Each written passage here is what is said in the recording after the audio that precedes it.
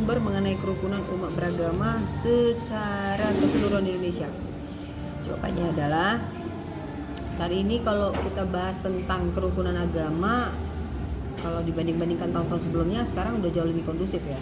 Kalau dulu kan agak-agak sedikit lebih 5 tahun yang terakhir lah itu yang agak sedikit lebih menimbulkan permasalahan konflik, sehingga ada artinya kayak ngebuat masyarakat itu kayak nengok agama yang lain selain daripada agamanya itu kayak macam merasa musuh. Nah itu di 5 tahun yang terakhir. Tapi kalau di beberapa tahun yang terakhir ini, belakangan ini, itu sudah pudar itu. Ya, menurut saya ya, kerukunan umat beragama di Indonesia itu sekarang sudah jauh lebih kondusif. Ya, sudah jauh lebih harmonis, apalagi semenjak datangnya Paus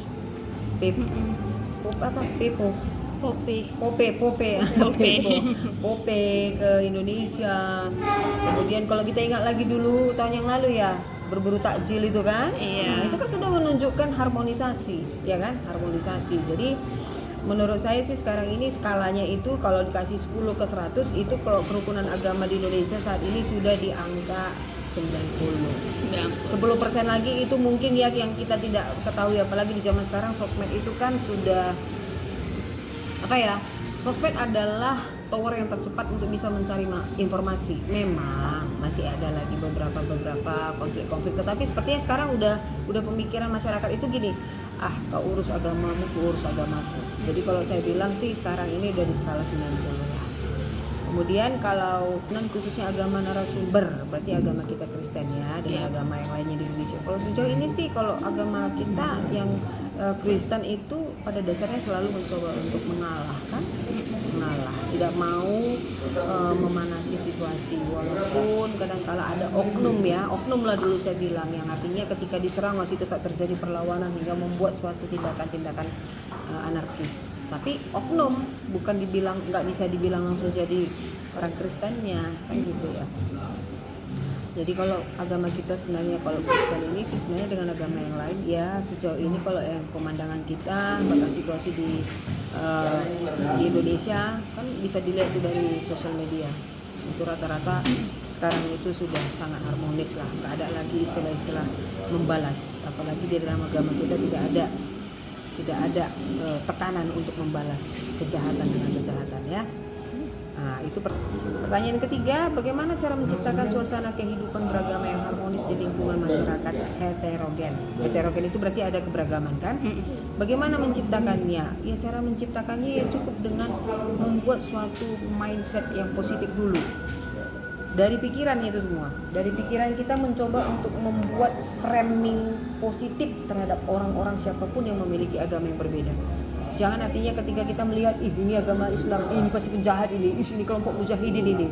Nah itu kan udah memframing pikiran kita kan untuk negatif, sehingga kita sedikit-sedikit apa-apa jadi gak bisa harmonis kan gitu. Tapi kalau dari awal kita sudah memframing pikiran mindset kita positif, tentunya dalam kita bersosial, dalam bermasyarakat, tentu kita bisa menciptakan kehidupan yang harmonis. Positive thinking itu sangat membantu ya, sangat membantu. Itu kalau menurut saya. Karena memang dari pikirannya sebenarnya sehingga menghasilkan tindakan.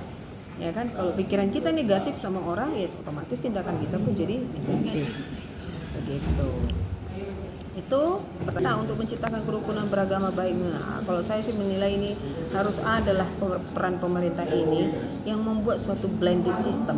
Blended system itu artinya membuat konteks suasana antara agama yang satu dengan yang lainnya itu punya event kebersamaan. Iya kan, pokoknya event kebersamaan deh, entah apapun itu. Atau mungkin ya bagi yang beragama Islam, ya kalau ada acara ibadah Kristen, yang akbar, banyak ada yang kayak gitu. Ada yang ikut membantu dekorasi, ada kan gitu. Nah, harusnya juga peran pemerintah itu cobalah untuk, kalau menurut saya ya, peran pemerintah bagusnya itu membuat suatu kebijakan ataupun jangankan kebijakan, pemerintah itu harusnya mendukung dengan hal-hal yang sederhana supaya membuat masyarakat ini yang itu tadi mengakui bahwasanya seluruh ajaran agama itu adalah baik adanya. Harusnya itu kebijakan pemerintah. Jadi Jangan ada pemerintah ini kayak macam buang badan, nggak mau tahu dengan konflik yang terjadi. Contoh, mungkin ada yang sekelompok orang mau bangun gereja, tapi di tanah Muslim, ya kan? Pemerintah nggak mau tahu. Oh, di situ pun ada pertengkaran, perdebatan, perkelahian, dia nggak mau tahu. Maunya jangan seperti itu. Tetapi pemerintah harusnya ambil andil, turun cepat tanggap untuk membentuk suatu suatu sistem yang bagaimana supaya gereja ini boleh terfasilitasi dan bagaimana supaya masyarakat yang di sini juga saling mendukung untuk bagaimana orang-orang yang beragama Kristen ini bisa beribadah dengan baik. Nah, kan gitu. Itu juga dengan sebaliknya. Kan kita nggak pernah komplain tuh. Paling gampang kan bangun masjid. Paling gampang bangun masjid. Tapi kalau bangun gereja banyak kali rumus-rumusnya. Nah, harusnya jangan seperti itu. Jadi siapapun ya sesuaikan dengan SOP. Nah, itunya pemerintah ini. Kadang kalau saya secara pribadi menilai pemerintah kurang tegas. Peran pemerintah kurang tegas menciptakan kerukunan itu. Karena memang awalnya semua adalah ketika orang bisa beribadah, maka disitulah mereka bisa merasakan peranan pemerintah. Tapi kalau ketidakadilan yang ada, pasti orang pun merasa cemburu. Kenapa kalau bangun masjid gampang? Kenapa bangun gereja gak susah? Nah, disitulah kadangkala kalau pemikiran kita ya, peran pemerintah ini belum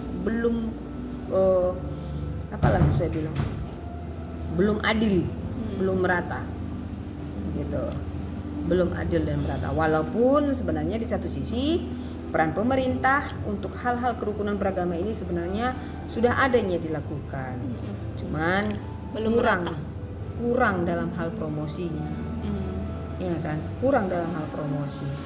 Harusnya itu jangan cuma iklan Pepsodent aja yang sering muncul di media sosial, media massa, media televisi, tapi iklan-iklan tentang kerukunan beragama itu juga harus digencarkan supaya orang terpapar dari sosial media. Nah, karena sekarang ini kan zaman gadget nih, everything is in my hand, ya kan. Jadi segala sesuatunya maunya itu diulang-ulangi. Nah, kalau terus ulang-ulang itu kan otomatis kan orang akan terbentuk gitu. Benar juga ya. Benar juga ya. Gitu. Ini kurang nih masih di promosinya. Makanya peran pemerintah di sini harusnya lebih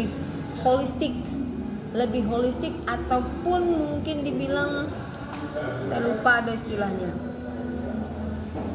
komprehensif.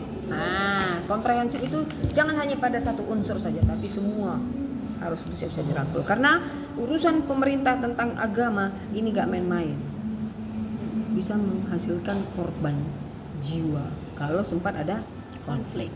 Tapi saya bersyukurnya itu tadi ya, mulai dari tahun yang lalu, tahun 2024 semalam ya, 2023 kan ada itu yang saya bilang pendeta apa sih itu yang bilang takjil, berburu takjil itu, yang pendeta dari Betel atau apa ya itu ya. Nah, hal-hal yang seperti itu mereka sebenarnya pendeta kan, tapi mereka nggak begitu jaim sehingga menjadi konten kreator juga kan. Nah, mereka berkolaborasi, ada 3 itu kalau nggak salah. Ada juga konten kreator yang Muslim tapi memang dia juga sudah ulama. Kemudian ada juga yang dari Hindu kalau nggak salah ya, baru yang Kristen kan. Nah, akhirnya mereka kolaborasi membuat konten. Nah, dari konten semua, bayangin yang kemarin itu dulu semua fanatik lah bisa dibilang, bila perlu mau tiup-tiup trompet pun menjadi masalah gitu. Padahal apalah salahnya trompet, tapi dengan adanya mereka membuat suatu konten yang berbau supaya mengajak masyarakat menjadi sadar bahwasanya kita semua adalah sama, sehingga semua menjadi kondusif.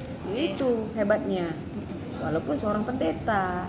Nah, jadi komunikatif yang seperti itu yang mereka buat supaya merangkul masyarakat Indonesia. Harusnya pemerintah juga punya tuh kayak gitu. Jangan cuma konten kreator. Itu sih menurut saya peran pemerintah yang perlu digali. Perkenalkan, nama saya Maria Stumeyang, saya beragama Kristen. Jadi menurut saya tentang pemerintah, tentang agama itu, pemerintah itu punya tanggung jawab yang penting buat jaga supaya warga bisa hidup rukun, damai, bebas jalan ibadah masing-masing dan tanpa takut akan tertekan. Terus pemerintah juga harus bikin program atau kegiatan bareng lintas agama yang isinya ngajak masyarakat buat saling kenal, kerjasama dan jalin persaudaraan. Kalau masyarakat sering ketemu atau ngobrol, kemungkinan buat ribut karena beda agama juga makin kecil. Perkenalkan, nama saya Windy Patia, agama saya Islam. Dalam Islam, pemerintah ini punya peran penting buat jaga kerukunan antar agama. Perintah harus adil ke semua warga, nggak boleh pilih-pilih kasih. Harus ngasih perlindungan ke semua golongan termasuk yang beda agama. Kalau ngomongin kerukunan umat agama Islam di Indonesia menurut pandangan agama Islam, alhamdulillah sih sejarah umat udah cukup baik.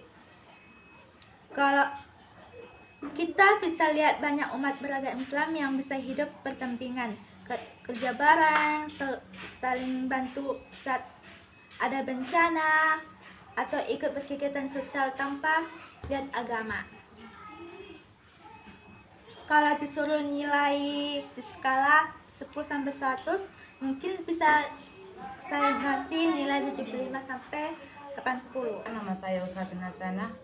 Saya beragama Islam. Jadi di dalam agama Islam kerukunan itu sangat diajarkan dan sangat dianjurkan gitu.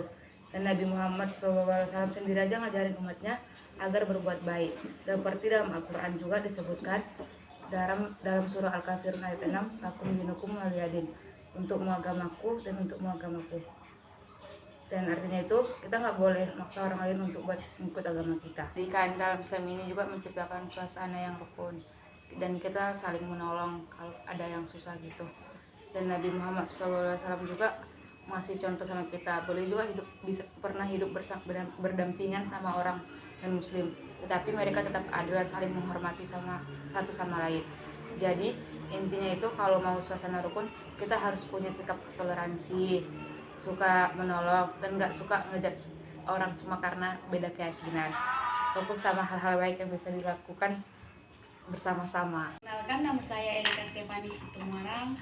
Saya beragama Katolik.